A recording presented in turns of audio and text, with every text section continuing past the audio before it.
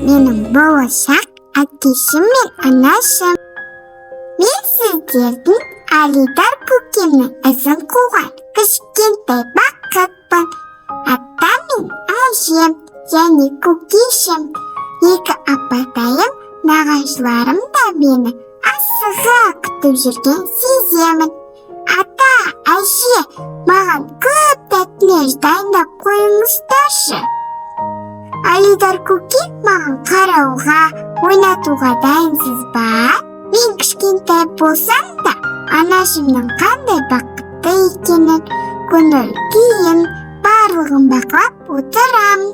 Әкешім өте еңбекқор, нағыз ер азамат болса да, жүрегінің өте жұмсақ, нәзік екенін біліп қойдым.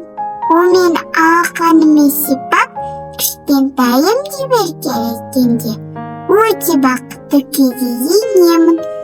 Ал анаммен күндіз-түні сөйлесеміз. Алия мен Гүлдана апатайларым қатты күтіп жүргеніне сенемін. Өйткені екеуі алла берген саланым деп күтіп күн санап жүрген біліп қойдым. Нағашыларыма дұғай сәлем жолдаймын.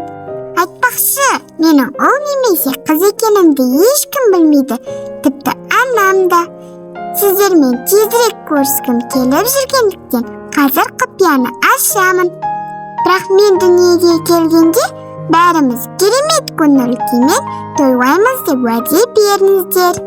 Уәде ме? Жарайды, сендім. Сәлеммен Дилдар мен Тоқшанның болашақ.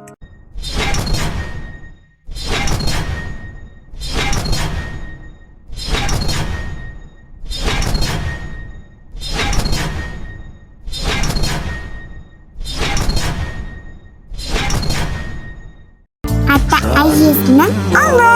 Таслақтырма тағдырға, жарқырап жүр, көңілімді қалдырма, төрселігі төмендеуге хақым жоқ. Ел тұрғанда артыңда, мен тұрғанда алдыңда.